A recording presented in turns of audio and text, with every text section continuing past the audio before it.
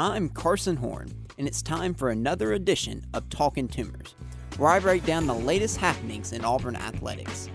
Let's get rolling.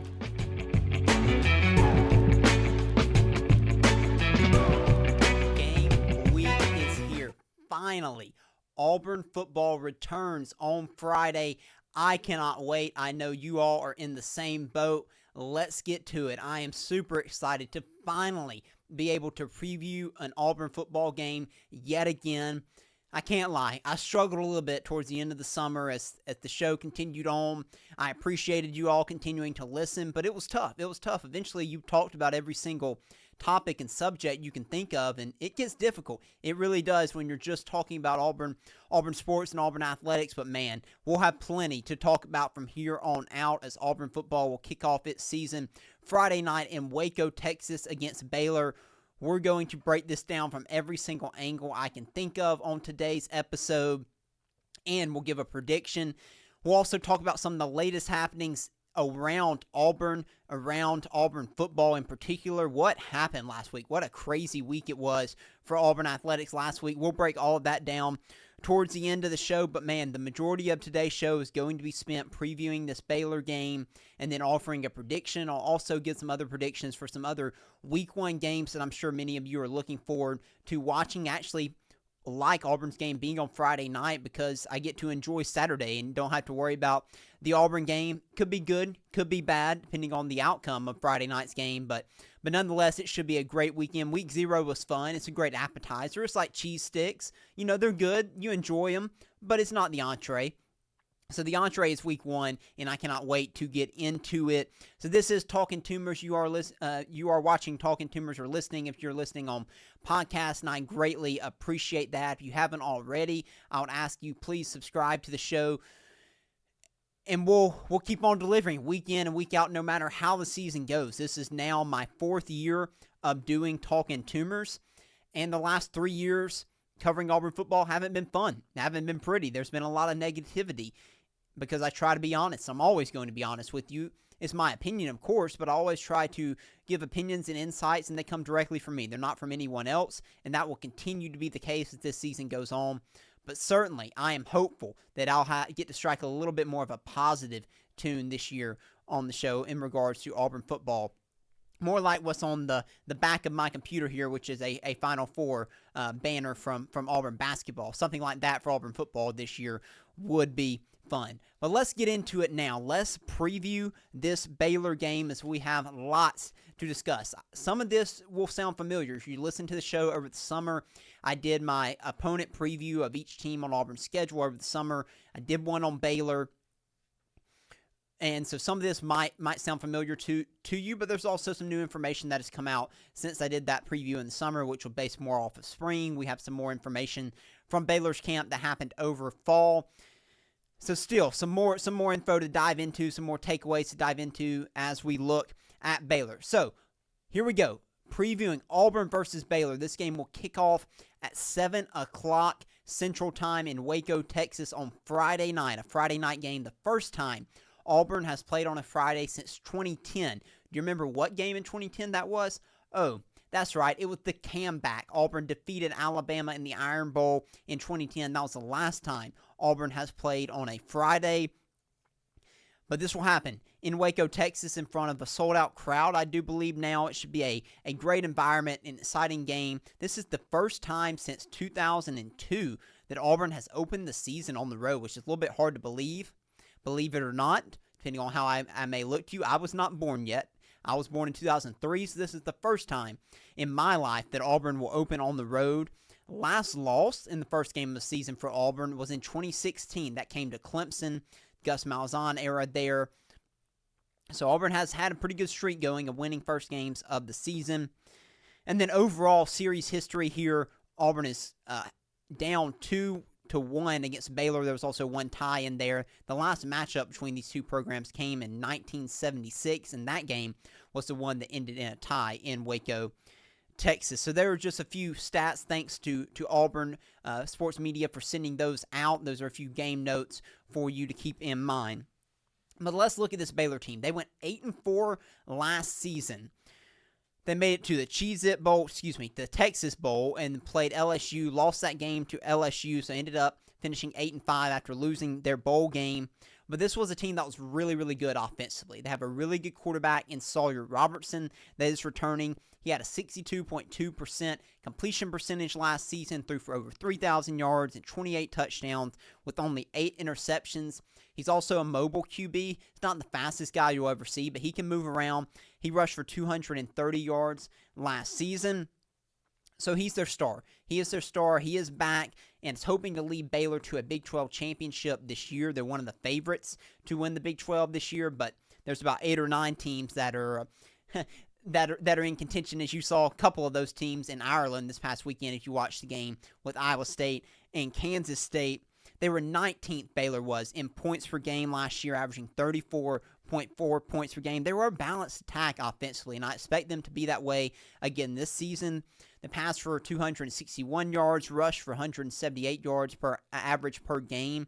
So again, it's not one, they don't lean one way or the other. They are a fairly balanced offense, at least they were last season, and I would expect that to continue. Their star running back, Bryson Washington, is back for his sophomore season. He rushed for over 1,000 yards last year, had 12 touchdowns. He was first team preseason all Big 12 running back. As for their offensive line, they're veteran. They have 3 fifth-year guys returning. Their stated goal, when I was doing some research on them, their stated goals, they said, is to win the Joe Moore Award this year. If you're saying that as your goal, you have pretty high expectations of what you can be as a unit. I don't think they're quite that good, but they are veterans, similar to Auburn's offensive line.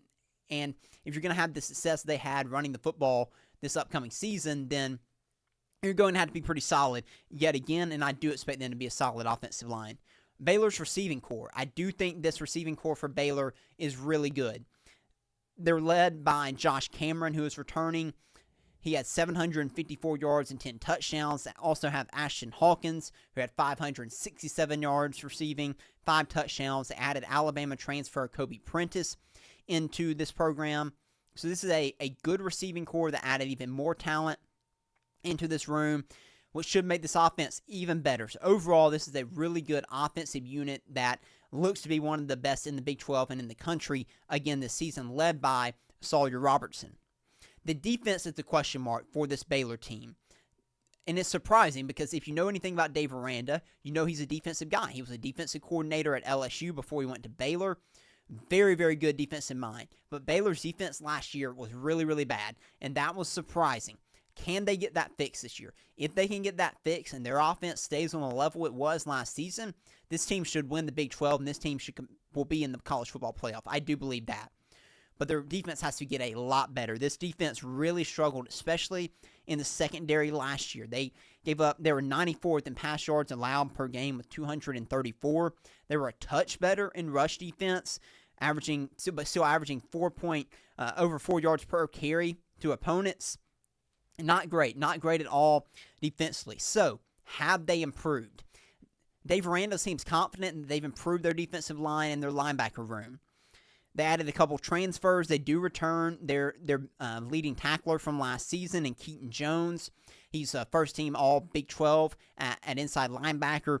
They have their top returning player, according to Pro Football Focus, at their defensive end, Jackie Marshall, who had 24 tackles and 3 sacks. Last year, they added a couple transfer edges, added the linebacker transfer from FIU, who had 129 total tackles in 2024.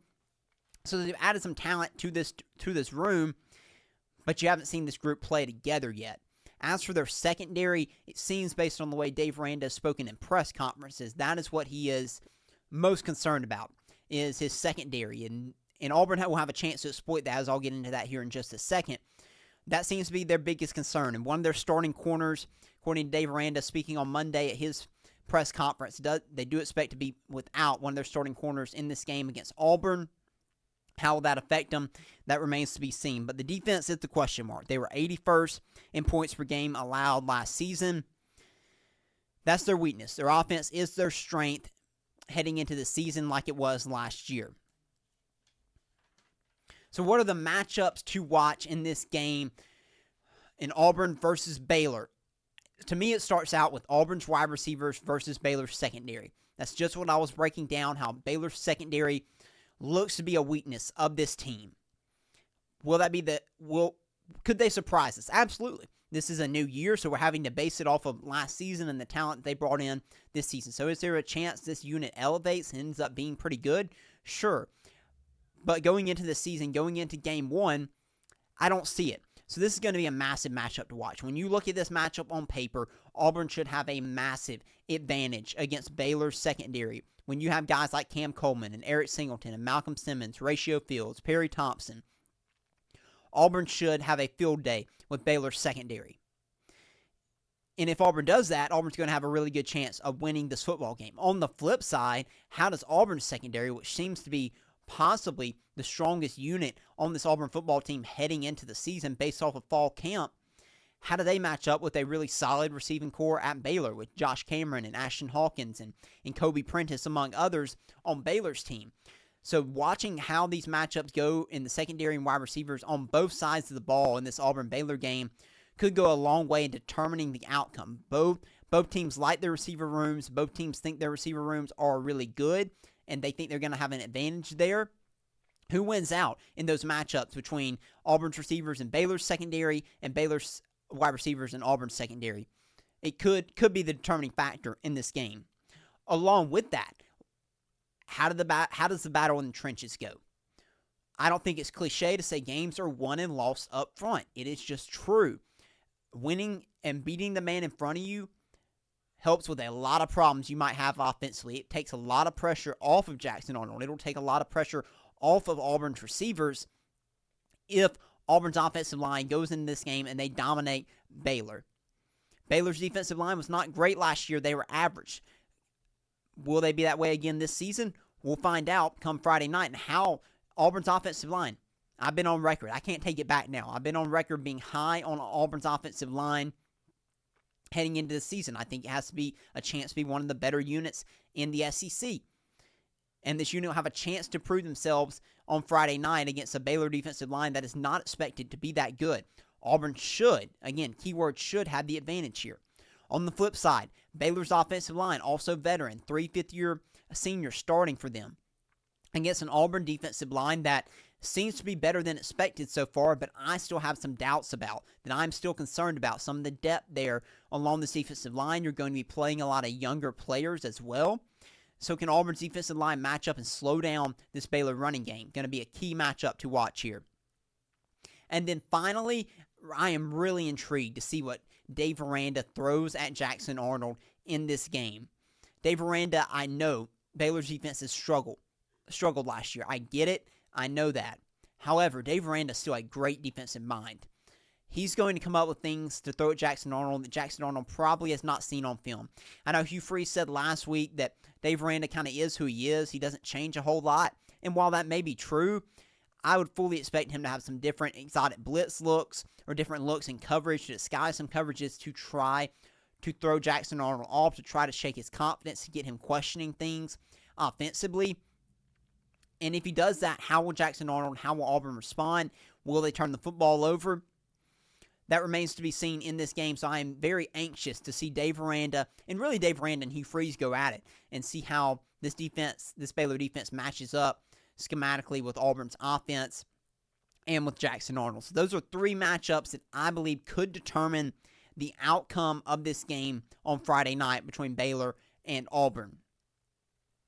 Now, moving forward now, I want to adjust something here. Instead of just giving you the keys and then giving you my prediction, I want to change it up and kind of give you a scenario wherein Auburn wins and where Auburn loses. I think this is a change I wanted to make to the way we did predictions and the way we broke down games this year compared to last season. I think it'll make it flow a little bit better. So the keys are still going to be here. They're just going to be presented in a little bit different fashion. So this is how I'm going to do it. Auburn wins this game against Baylor if blank. For me, it comes down to Auburn's offense. Auburn wins this game against Baylor if the Auburn offense produces. I think Auburn's defense is going to be solid, and I think they're going to be good enough to give Auburn a chance to win this football game. You're not going to shut Baylor out. Baylor's offense is good. They're going to score points. However, I don't see a path to where Baylor scores 40 points in this game and Auburn's defense just cannot stop them. I don't see that. I think Auburn's defense will hold Baylor likely in the 20s, maybe low 30s. But I'm thinking likely in the 20s. So if Auburn's defense does that, if Auburn's defense holds Baylor to 21 to 24 points, then Auburn's going to have a really good chance to win this game, and it's going to come down to whether or not the offense can execute. And if the Auburn's offense executes in this game, and Jackson Arnold can get comfortable, Hugh Freeze can put him in positions to get comfortable, and he can settle into this game, and Auburn has success in the RPO. They hit a few deep shots to Cam Coleman or Eric Singleton. The running game is able to produce, and you have some balance here, then Auburn wins this game. But if Auburn's offense struggles, if Auburn's offense turns the ball over, if Jackson Arnold cannot get into a rhythm, if Baylor completely shuts down Auburn's run game, loads the box, and forces Auburn to beat you through the air, which is what, if I'm Auburn, that's what I'm expecting Dave Aranda and Baylor to do. I fully expect Dave Aranda to load up to stop the run against Auburn, saying, look, we are going to force Jackson Arnold to beat us. Now, Auburn has the receivers to make Baylor pay for this. If Baylor wants to man up and they want to force Auburn to throw the football, Auburn has the receivers that should be able to beat Baylor's secondary. However, how will Auburn's offensive line hold up if you have to go into traditional pass sets and get away from the RPO a little bit? That doesn't seem to be Auburn's strength heading into this season. So if Baylor is able to slow down this Auburn offense and Auburn can't get into any rhythm offensively, then you're going to have issues. So Auburn loses this game if they struggle to find rhythm offensively, if they turn the ball over, or in a scenario I do not see playing out but could happen. It's not out of the realm of possibility. Auburn's defense just can't get off the field. I don't see that being the case. I do think Auburn will be able to slow down Baylor. I think Auburn should give up some points in this game, but I do think DJ Durkin's philosophy of bend but don't break will pay off. Auburn did a pretty solid job last year defensively, holding teams out of the end zone. They held let teams get to the red zone, but usually were able to force field goals, and I think that'll have to be the strategy somewhat against this Baylor team. Now, Auburn could have an advantage along the defensive line, and Baylor could struggle to protect Sawyer Robertson, and maybe Coach Falk and Amaris Williams and Keyron Crawford have a field day getting to Sawyer Robertson in this game and rack up a ton of sacks. I wouldn't necessarily predict that, but I do think Auburn's defense is going to be okay in this game. If Auburn can keep this game in the 20s, I like Auburn's chances. I do. That is the thing for me. If Auburn's defense can hold Baylor to 21 to 24 points, then I think Auburn's going to have a really good chance of winning this football game.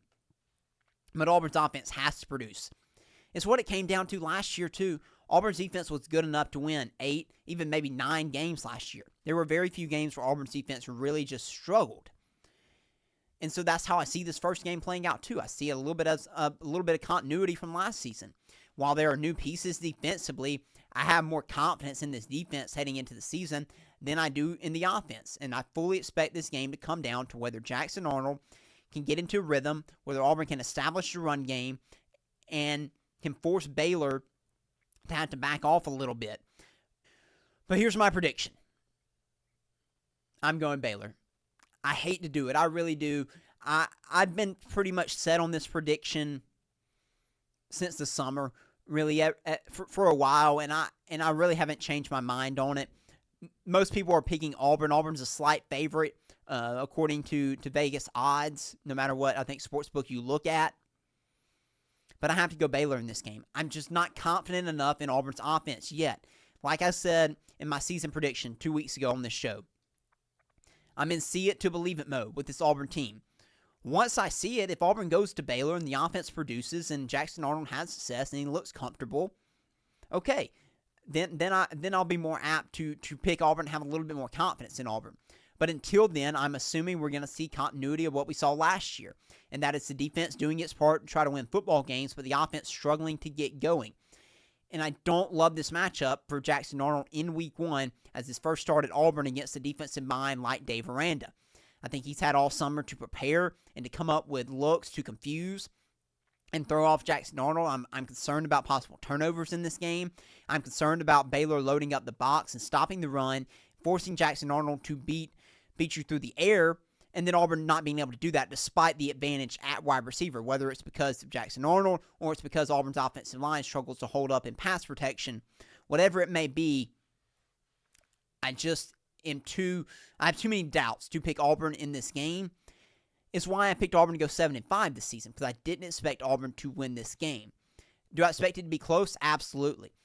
But I'm going Baylor in this game. Like I said earlier, if Auburn can force this game into the 20s, keep it into a 27, 24-ish like game, then I think Auburn can win this thing. But if the thing starts to creep up and Baylor gets up into the 30s, I really don't like that for Auburn whatsoever. I'm going to go Baylor, but I fully expect a tight game here and a battle till the end. Should be exciting. Should be exciting either way. I'm sorry to be a Debbie Downer to those listening or those watching. But like I said, I always try to give you my honest opinion. This is my honest opinion. I think Baylor's going to win this game. I think Auburn has more advantages, certainly talent roster-wise. Auburn is the more talented roster in this game. But Auburn was the more talented roster in many of the games they played last season. Yet they still lost. See it to believe it. That's where I am, and that's why I'm picking Baylor in week 1. As far as other notes go, I'll keep refreshing here. I've got my computer over here to make sure I'm not missing anything from Hugh Freeze as he is speaking at his press conference as I am recording this episode. Seems like health-wise, everyone's mostly healthy. I think Eric Singleton, he expects should be near 100%. Alex McPherson, he's a key. We haven't talked about that. Talked about him a ton. It doesn't seem like he's at full strength. I don't know if he'll ever be at full strength again. Hugh Freeze said they'll know more on him as you get later into the week. Could be a situation like last year where it's really a week-to-week situation with him. Auburn has Towns McGoo and others in there as well that could kick in the situation in which Alex McPherson cannot go for the season. Connor Gibbs is the other option that transferred from Southern Miss, I believe it was. Hopefully, Alex McPherson will be good to go. But besides that, it seems that Auburn is mostly healthy. So I don't think I'm missing anything there as far as injuries go. For other game notes, I gave you a few there at the beginning of the show. So that's really all I have on this game. I broke it down the best way that I know how. I gave you the matchups to watch, and I gave you my prediction. Love to hear your predictions, as I'm sure many of you probably disagree with me and probably lean towards Auburn winning this game, and I certainly could be wrong. Like I said, Auburn has plenty of matchup advantages in this game. When you look, to me, I think the wide receivers versus Baylor's corners is a massive, massive advantage for Auburn. Auburn also should have the advantage up front, but I don't think Auburn has the advantage at quarterback, and right now I don't think Auburn has the advantage at head coach either. I think Dave Aranda is just going to be able to have some things up his sleeve in this game that could cause Auburn issues. Okay, moving on now to other Auburn news over this past week. What a week it was. What a week it was for Auburn football in particular. I think it started on Monday, I believe it was. Auburn announced that Cam Newton's jersey would be retired this upcoming season. This was a long time coming. This should have happened years ago. Cam Newton had one of the best years in college football history. He led Auburn to a national championship, and I do agree that people are a little bit too negative towards Auburn's 2010 team more than they should be. They knocked it down a little bit to build Cam Newton up. Cam Newton doesn't need any help being built up. He's one of the greatest college football players of all time. This 2010 team had some really good players on it. They may not have players that ended up being successful in the NFL besides Cam, but that didn't mean there weren't really good players on this team. But nonetheless, Auburn should have retired Cam Newton's jersey years ago. It was unofficially retired for years. And that's one of the things that drives me crazy that Auburn has done over the last several years at the unofficial retiring of the number where, hey, we're not letting you wear this number, but we're also not going to retire it. Either let somebody wear it or retire it. So finally, John Cohen, kudos to him, said, you know what? Cam Newton's jersey needs to be retired. He's one of the greatest players in college football history, one of the greatest players in Auburn football history. It's time. So when Cam Newton came to visit Auburn, I believe it was a couple weeks ago, Auburn informed him of the decision, and then Auburn officially announced it this past Monday. So I'm super excited about that. This is the 15th year anniversary of Auburn winning the 2010 national championship. It's crazy to think it's been that long, but Auburn will honor that 2010 team this season. So they will all retire Cam Newton's jersey before the Georgia game is when that will be done. Then I believe it was on Tuesday that Auburn shocked the world and shocked social media when Auburn claimed 7 more national championships. This is another thing that I thought was a long time coming.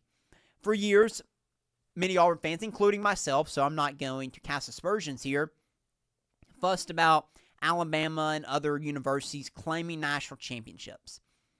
Well, now Auburn has done it too. So, in order to not be a hypocrite, Auburn fans can no longer complain about other schools claiming national championships. But here's the deal. Here's the way John Cohen went about it. He selected national championships for Auburn to claim in which there was at least one national site that credited Auburn with winning the national championship. He went all the way back to 1910, added that one, added 1913, 1914, 1958. Of course, Auburn had already had the 1957 national championship, but added 1958. So Auburn went back-to-back in 1913, 1914, and then 57 and 58. How about that? And then Auburn also claimed 1983, and then 1993, as well as the 2014 that went undefeated. The 83 and 93 teams, and you could even argue 2004 teams, Auburn fans have been clamoring for years should claim a national championship, especially 83 and 93. Auburn was on probation in 1993, didn't get a chance in 1983 to play for the national championship. So those were years. Now Pat Dye, Auburn can say, was a national championship winning head coach, which adds to his legacy, which I think is incredible.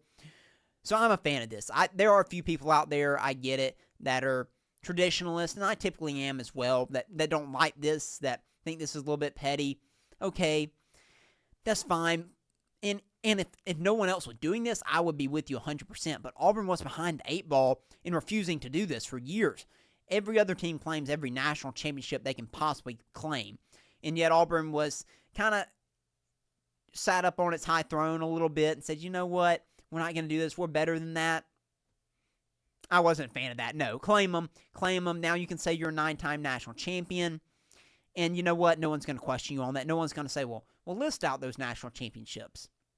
And they're just going to say, oh, Auburn's a 9-time national championship. There's no negative repercussions from this. It can only help you.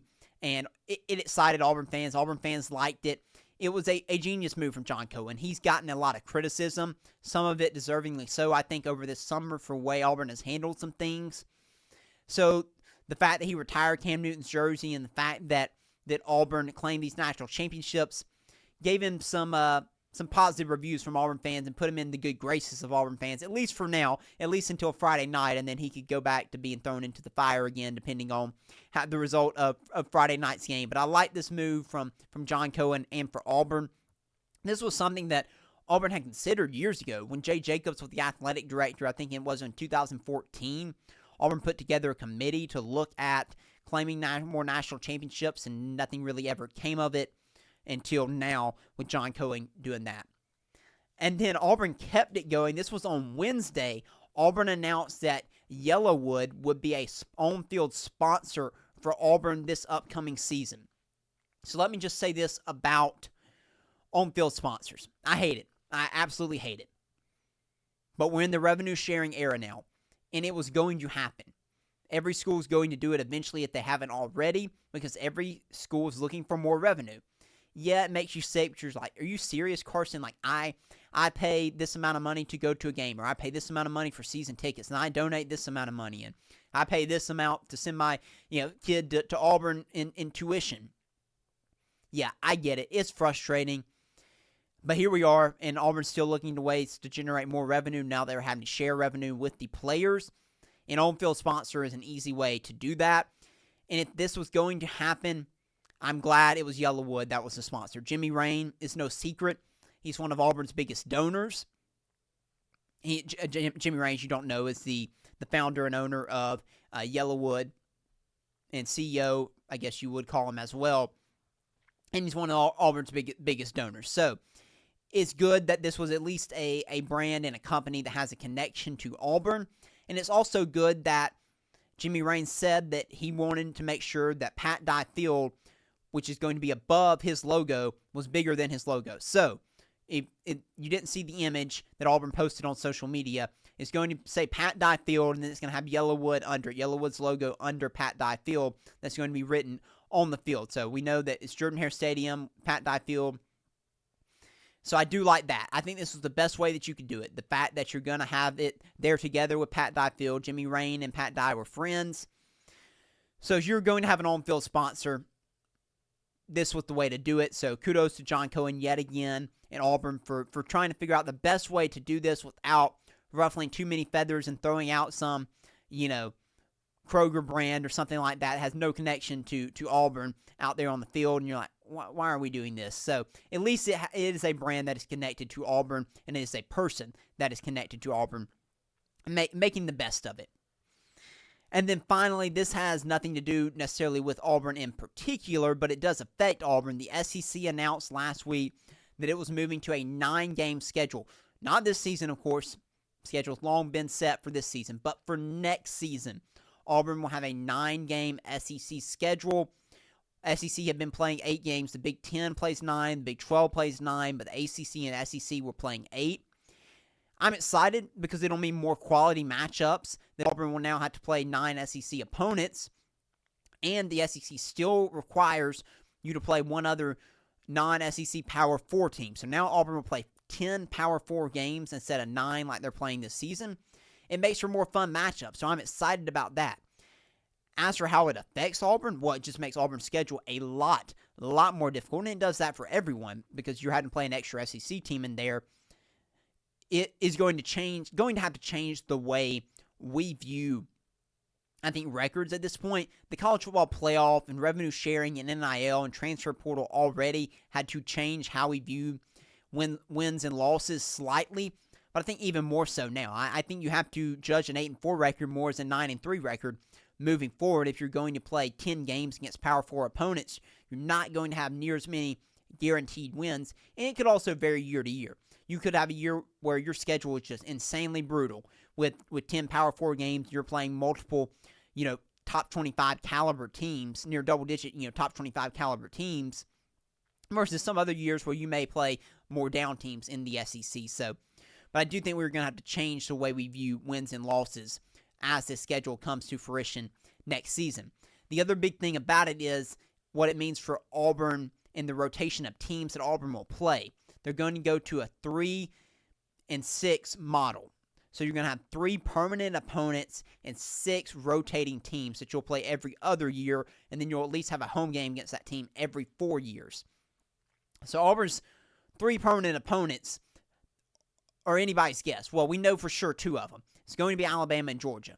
We don't know the third one. People have thrown out the Mississippi schools. People have thrown out Vanderbilt. People have thrown out South Carolina, Missouri. I don't know. SEC at some point, I assume, will announce that. For the sake of who would be fun to watch Auburn play, for me, it would be LSU, bringing that rivalry back, or even Florida or Ole Miss. For the sake of Auburn's schedule not being insanely difficult, maybe a Vanderbilt would be a good one to add in there, despite I know Vanderbilt beat Auburn last year. I get it. But overall, we know the history of Vanderbilt in this program. Vanderbilt would probably be a little bit of a better matchup than maybe an LSU as your third permanent game. So that'll be interesting to watch and see how that plays out for the third game for Auburn. But that was some of the news that happened last week after the show dropped last Monday. So there was a lot that took place. So I wanted to get into some of that on today's show as well. Okay, let's close out the show now, diving into my Week 1 picks. I already gave the Auburn-Baylor pick. I picked Baylor just to give you a reminder. I'm sure all of you are saying some nice things about me as you're watching or listening to the show. Again, I apologize. Just trying to be honest, not trying to be a homer all the time, okay? All right, so let's get into Week 1 picks besides Auburn's game against Baylor. Georgia Tech at Colorado. This game is also on Friday night. Still not sure exactly who's starting for Colorado. I believe it is going to be Caden Salter over true freshman Juju Lewis. First game of Coach Prime era pass of the non-Shedeur Sanders era of Coach Prime's tenure at Colorado. And I'm high on Georgia Tech this year, man. I love Haynes King. I was hoping he was going to enter the transfer portal this past year. Would have loved to have seen him come to Auburn. He's a gamer. Dude is tough as nails. And I think Georgia Tech has a team that's going to make it to the ACC championship this year. So I'm going Georgia Tech to go on the road in week 1 as an experience, as a more veteran team, and knock off Colorado on Friday night. Syracuse at Tennessee, neutral site game in Atlanta. Syracuse versus Tennessee.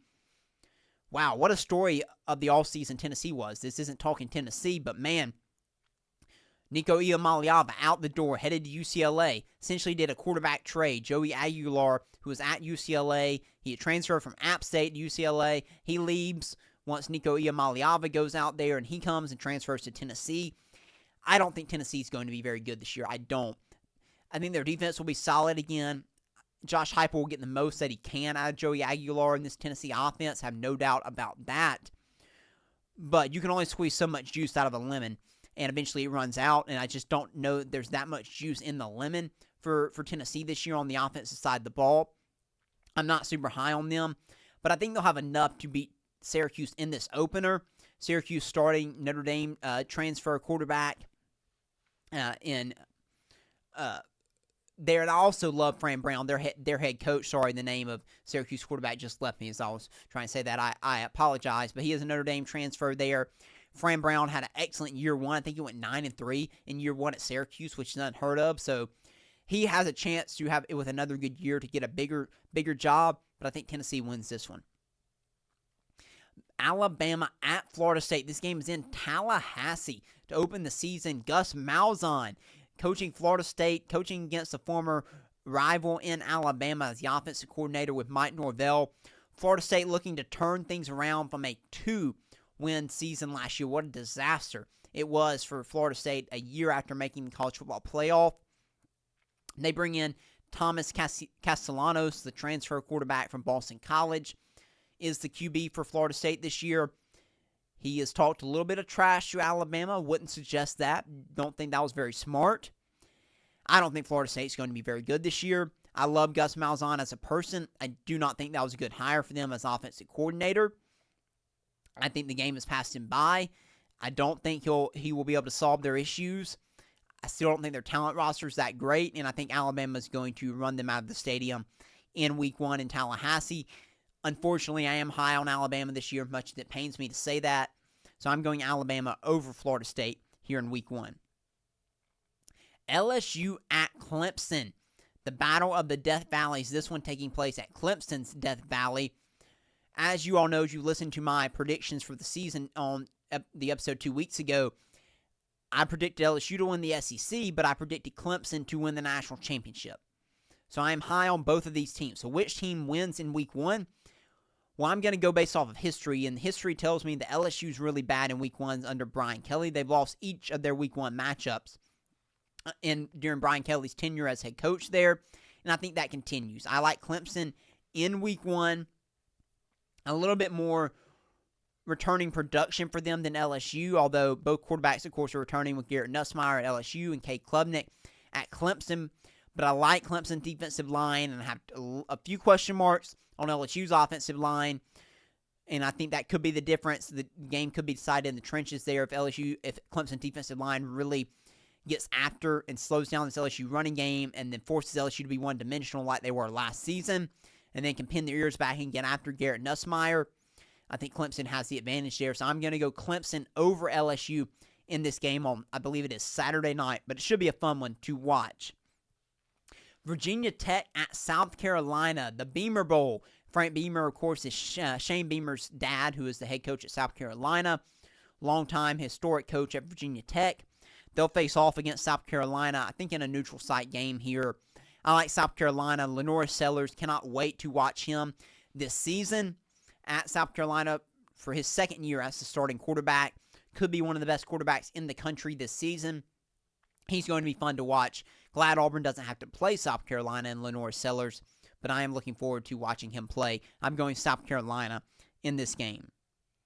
That game's on Sunday afternoon, by the way, if you weren't aware of that. Then Notre Dame at Miami. Catholics versus convicts. This one's tough for me. I picked Notre Dame to make the playoff. I did. But they're going down week 1. They're going to have plenty of fans there in Miami. We know Miami does not have a great home field advantage, so really this doesn't play a role in my prediction. But I don't like Notre Dame's quarterback situation. It just doesn't seem... C.J. Carr was announced as their starter, but it doesn't seem like it necessarily is all the way sorted out here. I expect Notre Dame's defense to be good yet again. Is Miami's defense better than it was last season? It was atrocious last season. Former Auburn coach and player Zach Etheridge is the secondary coach down there now.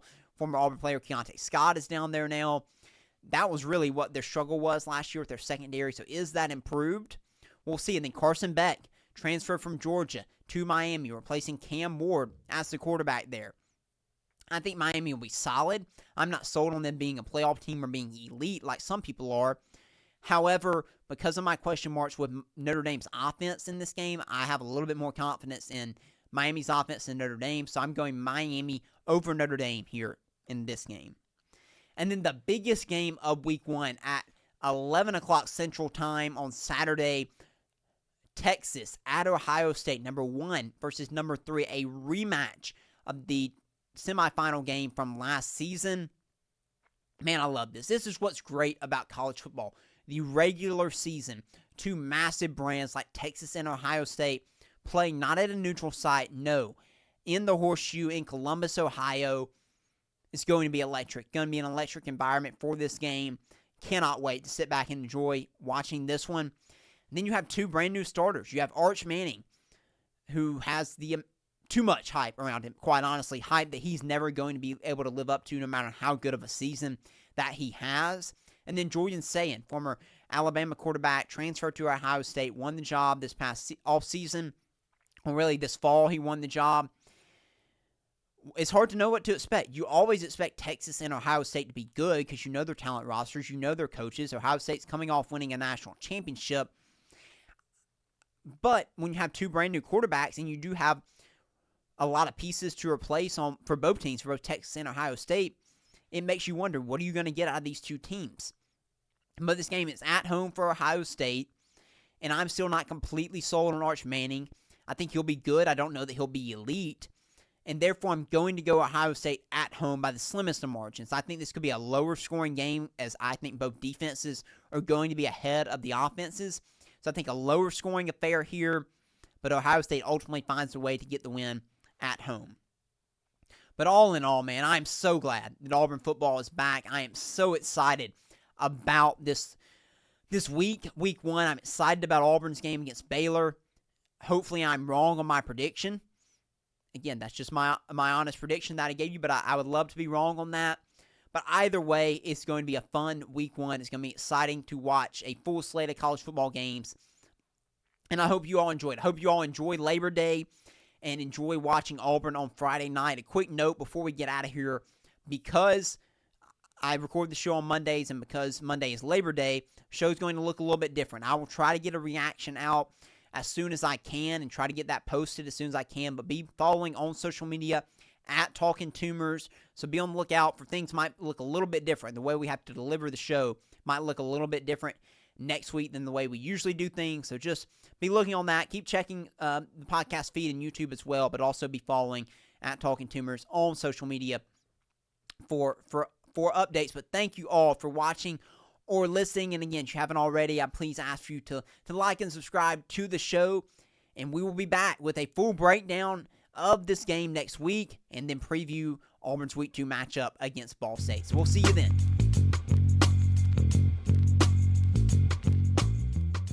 Thank you for listening to Talkin Tumors. If you liked what you heard, make sure to subscribe and follow at Talkin Tumors on social media so you'll never miss an episode. War Eagle.